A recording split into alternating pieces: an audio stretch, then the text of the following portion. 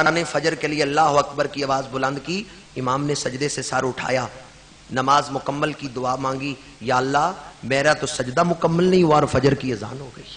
مصر بن قدام آیا اور عرض کیا حضرت مجھے معاف کر دے، میں مانتا ہوں آپ اللہ کی خشیت رکھنے والے ہیں۔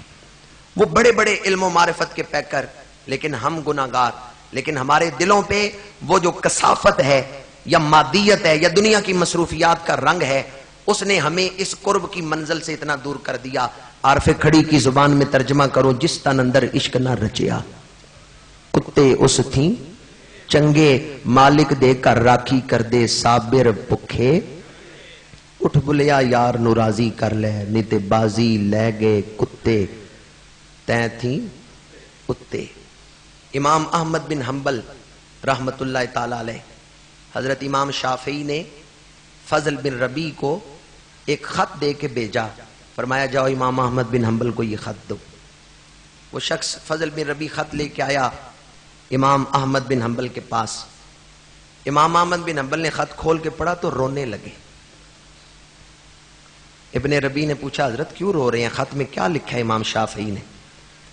فرمایا امام شافعی نے خط میں لکھا ہے کہ انہیں رسول اللہ صلی اللہ علیہ وآلہ وسلم کی زیارت ہوئی ہے، اور حضور نے فرمایا میری طرف سے احمد بن حنبل کو سلام کہہ دو۔ کبھی ہمارے دل میں بھی خواہش پیدا ہوئی ہے کہ حضور علیہ الصلوۃ والسلام کی بارگاہ سے کسی کو سلام عطا ہو۔ امام احمد بن حنبل چٹھی پڑھتے ہیں، رو رہے ہیں، فرماتے ہیں امام شافعی کو خواب میں حضور کی زیارت ہوئی ہے، اور حضور نے فرمایا ہے کہ شافعی سے کہو اے شافعی احمد بن حنبل کو میرا سلام دو اور کہنا تمہارے اوپر آزمائش آئے گی، ثابت قدم رہنا، ثابت قدم رہنا تمہارے اوپر مشکل آئے گی۔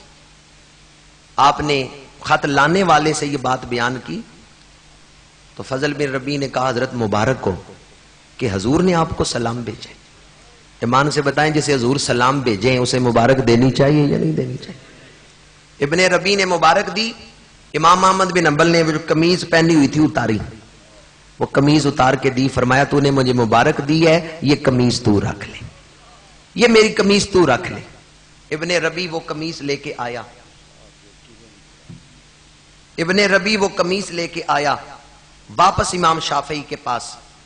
امام شافعی نے فرمایا جب تو نے خط دیا تھا تو امام احمد بن حنبل کی کیا حالت ہوئی؟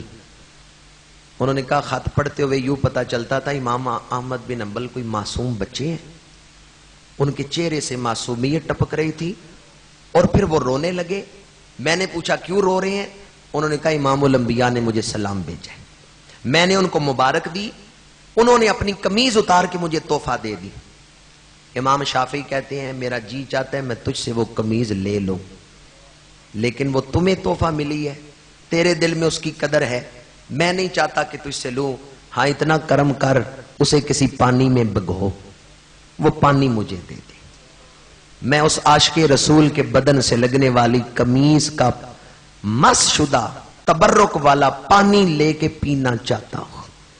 میں نے امام اعظم امام احمد بن حنبل اور امام شافعی جن پر پوری امت نے اعتماد کیا ہے، جن کی فقہ پر، جن کے تقوی پر، جن کی علمی وجاہت پر، ان کے عشق رسول اور خوف خدا کی مثالیں آپ کے سامنے پیش کی ہیں۔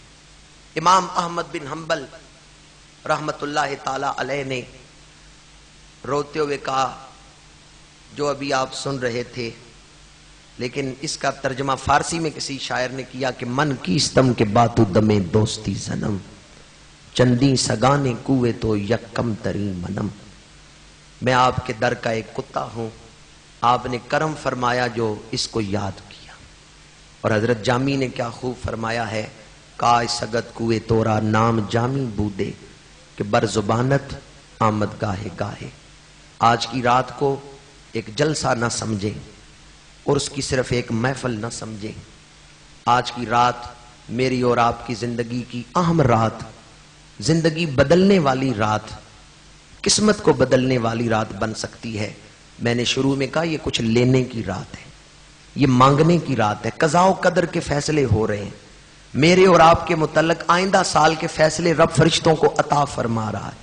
آئیں اس گھڑی میں اللہ کی بارگاہ میں انتہائی اخلاص اور رقت کے ساتھ ہم اپنے آپ کو عاجزی کے ساتھ پیش کریں کہ مولا جن پاک باز ہستیوں کی نقل کر کے ہم بیٹھے ہیں، ان پاک باز ہستیوں کے قدموں کا صدقہ ان سچوں کو تو نے قبول کیا، ہم جھوٹوں کو قبول فرما لیں۔ اللہ تعالیٰ کے کرم سے یہ بات بعید نہیں ہے۔ ابھی میری گفتگو کے اختتام پر میں اپنی گفتگو کو سمیٹنا چاہتا ہوں، کیونکہ جو بات میں نے آپ تک کرنی تھی، پہنچانی تھی، وہ تو میں پہنچا چکا ہوں۔ حضرت صاحبزادہ خواجہ محمد آصف شاہ صاحب مدہ ظلہ، ان کا شکر گزار ہوں کہ وہ تشریف فرما ہوئے، اور دیگر مشائخ اور بزرگ، آپ نے بڑی محبت سے حضور کے ثنا خوانوں کو سنا۔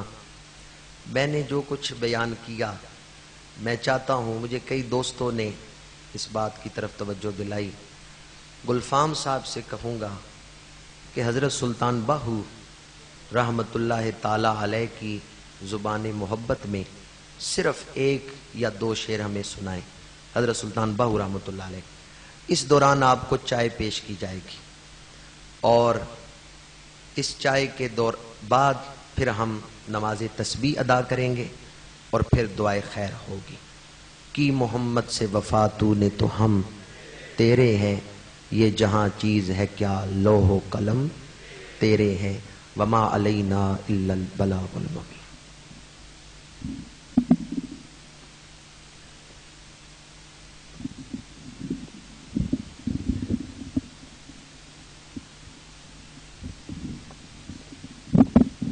میں نے اپنی گفتگو کو مکمل کیا، مناسب نہیں کہ دوبارہ بات کروں، لیکن مجھے ایک دو بزرگوں نے توجہ دلائی بطور خاص، اس لیے انہوں نے کہا جی آج کی رات ان دوستوں سے کچھ مانگ لیں، ہم نے اللہ کی بارگاہ میں مل کے جھولی پھیلانی ہے، لیکن اگر میں آپ لوگوں سے آپ کی بہتری کے لیے کوئی چیز مانگوں تو مجھے امید آپ بخل سے کام نہیں لیں گے۔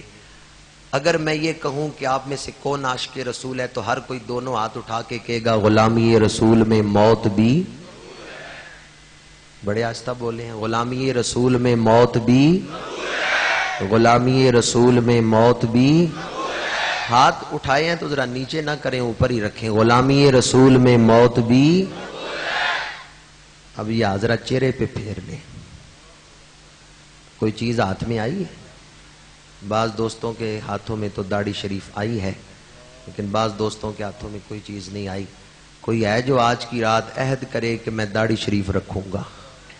ماشاءاللہ ماشاءاللہ ماشاءاللہ جی ماشاءاللہ ماشاءاللہ۔ مجھے خوشی ہوئی ہے ان اکثر دوستوں نے ہاتھ اٹھائے ہیں جنہوں نے پہلے داڑھی شریف۔ اگر 12 دوست ہو جائیں تو میں گفتگو کو چھوڑتا ہوں اور گلفام صاحب کو دعوت دیتا ہوں۔ کتنے دوست ہوئے ہیں جی؟